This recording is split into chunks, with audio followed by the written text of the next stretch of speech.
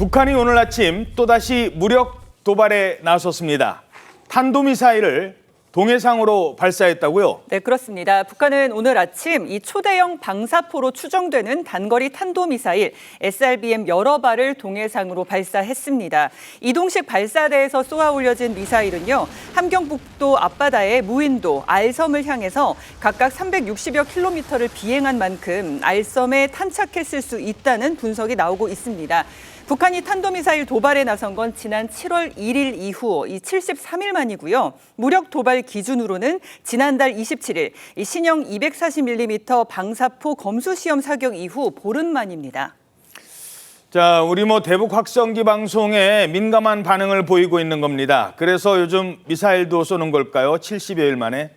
그런데 북한에서는 특히 요즘에 이런 소리가 들린대요. 아주 이상한 소리. 이것 때문에 아주 주민들이 괴롭다고 하는데 무슨 쇠 긁는 소리라고 합니다. 들어보시죠.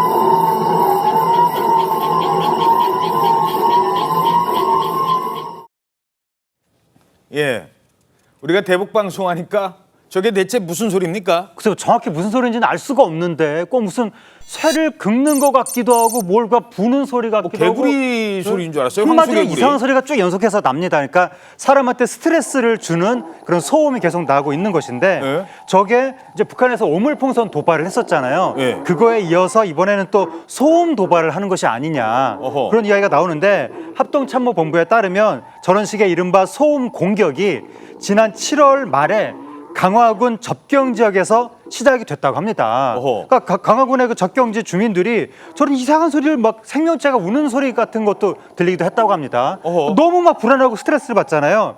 저런 소리를 24시간 듣는다는 거예요.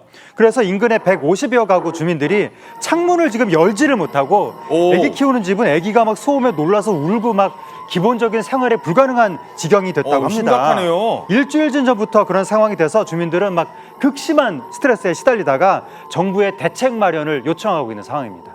오물풍선을 날리질 않나, 저런 소음 공격을 하지 않나, 또 오늘 아침에는 탄도미사일까지.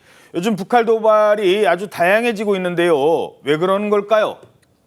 수해 때문이다, 이런 분석이 있다고요? 북한이 지난 7월 말에 평안북도 등에 큰 수해 피해를 입은 바가 있습니다. 이에 따라서 당분간 도발을 하지 못하다가 이제는 일부 피해를 수습했는데 그럼에도 불구하고 1만 명이 넘는 수재민들 현재도 평양에 체류 중이라고 합니다. 어허. 이처럼 수해로 민심이 흉흉해질까 북한 이른바 구구절 경축공연에 간부들 외에도 인문군 장병들 나아가서 현재 평양에 체류 중인 수재민들을 초대해 불꽃놀이 등 행사를 크게 열었습니다. 저렇게 해서 민심을 어떻게든 잡아보겠다? 그렇습니다. 당분간은 북한의 도발이 잦아질 것이라는 전망이 나오고 있는데 앞서 소개해드린 것처럼 접경 지역 쇠 긁는 소리, 이른바 소음 공격 등 도발의 형태도 다양해질 것이라는 전망도 나오고 있습니다.